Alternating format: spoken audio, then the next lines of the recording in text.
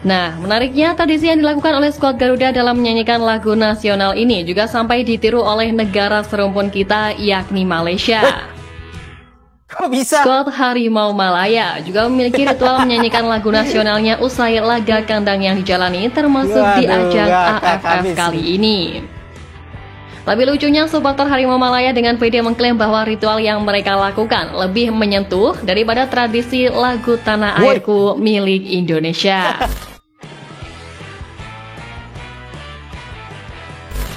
Halo semua, bagaimana kabar kalian? Saya berharap kalian semua sehat-sehat selalu ya. Oke, cuaca sekarang ini lagi musim hujan, dimana kita semua pasti aktivitasnya padat. Tapi di sini saya mau mengingatkan kalian untuk tetap jaga kesehatan, jangan sampai kalian sakit. Ya, karena kalian itu adalah pahlawan di dalam keluarga atau pahlawan untuk diri kalian sendiri ya teman-teman.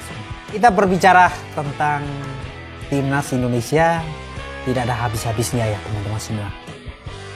Dan kita tahu semua ada ritual khusus yang dimiliki timnas Indonesia usai selesai bertanding, yaitu menyanyikan lagu Indonesia Tanah Airku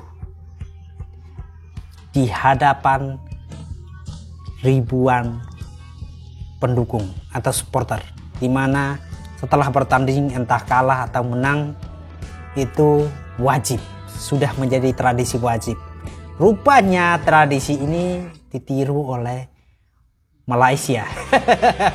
Ya tidak masalah lah, artinya timnas Indonesia dan Indonesia itu sudah berada di level yang beda dan Indonesia bisa menularkan nilai-nilai positif. Nah, kita nonton saja ya teman-teman semua.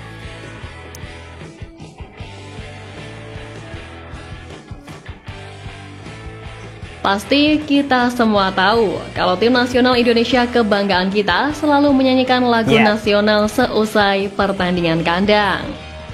Ya, lagu nasional ini sering membuat suasana menjadi penuh haru dan kebanggaan, sebab tak hanya pemain ataupun staf kepelatihan yang ada di lapangan, tapi supporter yang ada juga menyanyikan dengan lantang, baik saat merayakan kemenangan ataupun menguatkan semangat setelah kekalahan. Nah, lagu nasional yang hampir selalu dikumandangkan di setiap laga kandang adalah lagu Tanah Airku ciptaan Ibu Zut. Ya, lagu Tanah Airku menggambarkan kecintaan yang mendalam pada Indonesia meski seseorang jauh dari tanah kelahirannya. Dengan lirik yang sederhana tapi penuh makna, Tanah Airku sering menjadi pengingat tentang betapa berharganya Indonesia apapun situasi yang dihadapi. Dalam suasana pertandingan pun, lagu ini mengingatkan semua supporter untuk tetap bersatu, baik menang ataupun kalah. Tanah Airku adalah simbol semangat dan cinta terhadap tanah air. Ketika ribuan orang menyanyikan lagu ini, suasana stadion pun berubah jadi penuh emosi. Kadang bahkan pemain dan penonton menangis mendengar lantunan lagu ini. Ya, tepat. Lagu Tanah Airku sudah menjadi bagian dari tradisi supporter Indonesia, terutama di pertandingan sepak bola. Ini seperti cara dari mereka berkata, kami selalu mendukungmu apapun hasilnya. Betul sekali. Nah, baru-baru ini pun momen ribuan supporter Indonesia yang menyanyikan Tanah Airku di laga timnas menjadi viral di media sosial. Banyak orang dari luar negeri yang memuji semangat dan juga kekompakan dari para supporter timnas Indonesia. Ya, mereka kagum bagaimana lagu ini bisa menciptakan atmosfer yang begitu menggetarkan, hingga beberapa media asing bahkan menyebut bahwa momen ini sebagai salah satu sorotan utama dari pertandingan timnas Indonesia, dengan menyoroti bagaimana lagu nasional bisa menyatukan ribuan orang dalam satu suara. Wow.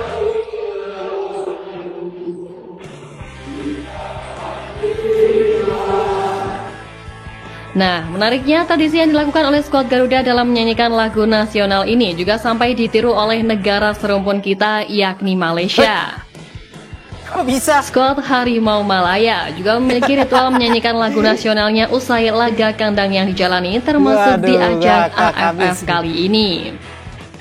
Lebih lucunya, supporter Harimau Malaya dengan pede mengklaim bahwa ritual yang mereka lakukan lebih menyentuh daripada tradisi lagu Tanah Airku milik Indonesia. Dan mengetahui soal ini, para fans Garuda pun meresponnya dengan berbagai komentar menarik, di mana dalam akun @nellyhandayani98 yang beritakan soal klaim itu pun para netizen tanah air mengomentari unggahan tersebut dengan mengatakan kalau Indonesia merupakan kiblat dari Malaysia, sehingga apapun yang dilakukan oleh tim Garuda ibarat kata selalu ditiru oleh Scott Harimau Malaya. Selain itu, publik tanah air sejatinya juga merasa hal ini agak lucu, sebab apapun yang dimiliki oleh Indonesia seakan selalu diklaim oleh Malaysia yang seakan tak kreatif dengan budayanya sendiri.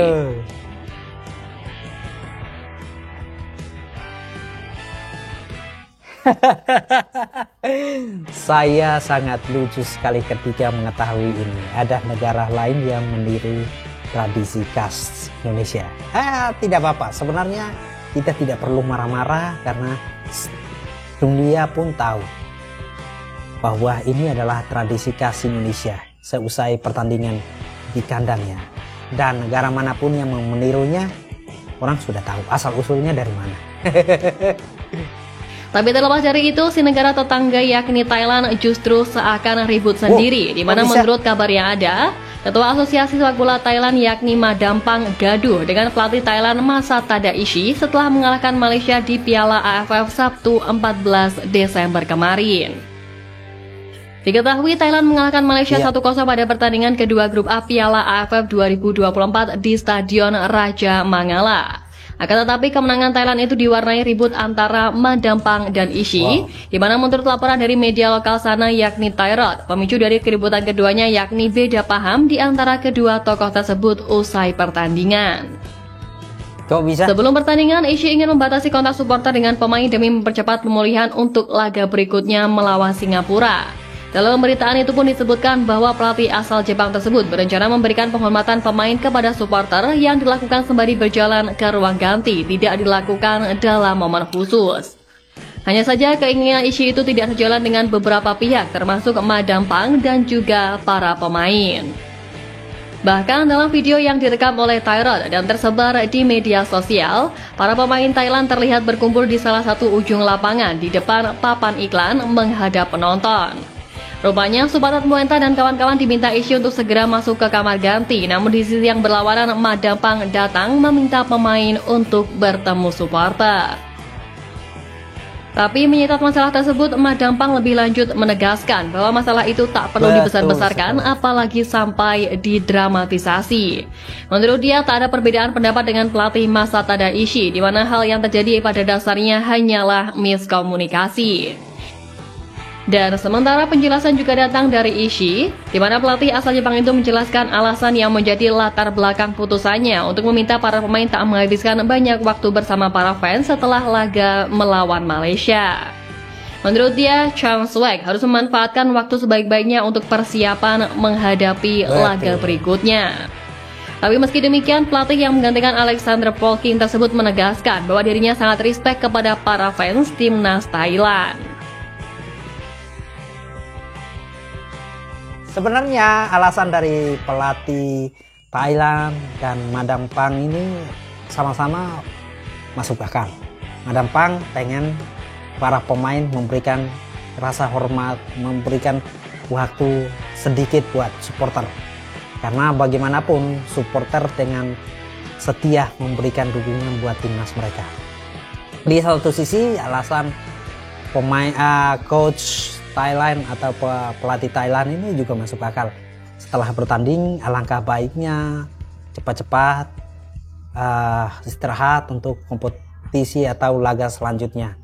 Dua-dua alasannya masuk akal. Tapi buat saya, apapun itu, alangkah baiknya pemain itu memberikan waktu ruang untuk memberikan rasa hormat. Apa yang ditunjukkan oleh timnas Indonesia untuk supporternya sangat luar biasa sekali seusai pertandingan. Itu adalah contoh yang sangat bagus. Tetap memberikan semangat buat supporter, supporter memberikan semangat buat timnas Indonesia, itu langkah yang sangat patut dijadikan contoh. Ya, adanya berbagai kejadian menarik di ajang AFF kali ini memang tak lepas dari senginnya duel antar tim yang sama-sama ingin menunjukkan tajinya di kancah ASEAN ini. Tapi lain sisi dari semua tadi, kekalahan timnas Indonesia atas Vietnam di Piala AFF 2024 kemarin cukup menuai sorotan dari AFC selaku otoritas tertinggi sepak bola Asia. Ya, AFC diketahui memang kerap memantau pertandingan negara-negara Asia Tenggara di Piala AFF, yang salah satunya ialah laga yang dijalani oleh Timnas Indonesia. Federasi Sepak Bola Asia itu sebelumnya pernah mengkritik kemenangan Timnas Indonesia atas Myanmar yang dinilai hanya beruntung karena gol bunuh diri. Tidak bisa. Namun kini AFC justru memuji perjuangan tim Garuda yang sekuat tenaga berupaya meredam tim senior Vietnam di kandangnya sendiri. Bahkan AFC pun sampai memberi julukan Timnas Indonesia dengan sebutan keras kepala karena sang lawan yakni Vietnam harus bersusah payah untuk mencetak gol kemenangan. Meskipun didukung oleh banyak supporter dan mendominasi penguasaan bola, Vietnam menganggap Indonesia sebagai lawan yang keras kepala. Tulis AFC pada Minggu 15 Desember. Selain itu, AFC juga mengapresiasi kegigihan pasukan Sintayong yang mampu menahan gempuran kekuatan penuh dari tim Vietnam meski akhirnya kemasukan gol. Bagi mereka, apa yang ditujukan oleh skuad Garuda di laga kemarin kian membuktikan bahwa tim baru besutan Sintayong mampu untuk bersaing cukup apik di kawasan regional dan diyakini bakal kian meningkat di masa mendatang. Betul sekali.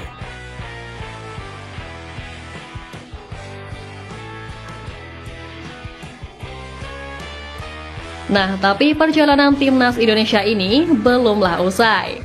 Sebab selanjutnya tim Garuda akan menjamu Filipina di laga terakhir grup B Piala AFF sekaligus penentuan langkah Timnas Indonesia menuju semifinal. Ketua Umum PSSI Pak Erick Thohir juga meminta kepada Sintayong untuk mempersiapkan Timnas Indonesia sebaik mungkin jelang melawan Filipina, sebab Pak Erick Thohir menilai bahwa kemenangan wajib diraih demi bisa membuat Timnas Indonesia lolos ke babak semifinal 100%. Turnamen bergengsi 2 tahunan itu. Ya, dengan situasi yang membuat posisi Timnas Indonesia harap-harap cemas ini membuat hasil imbang kontra Laos kemarin pun cukup disayangkan oleh Pak Erick. Dan karena hal ini, Pak Erick Thohir pun mewajibkan Timnas Indonesia untuk menang atas Filipina di matchday pamungkas grup F Piala AFF 2024 nanti. Oke, bagaimanapun jadinya, apapun hasilnya pertandingan yang ketiga. Nah, kita tahu bahwa peluang Timnas Indonesia itu ditentukan pada saat lawan Filipina nanti. Tapi buat saya, mungkin buat teman-teman semua, lawan Filipina di kandang sendiri wajib menang. Tidak boleh imbang, apalagi kalah.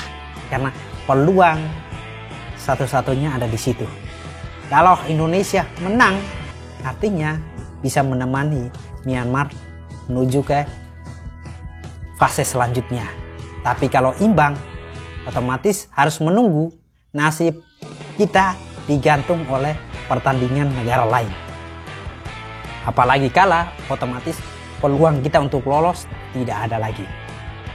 Ya, kalau dibandingkan dengan negara tetangga, Malaysia, mereka mau menang lawan Singapura pun masih ditentukan oleh Singapura itu sendiri. Kalau mereka menang di laga terakhir mereka. So, tetap dukung Timnas Indonesia. Peace!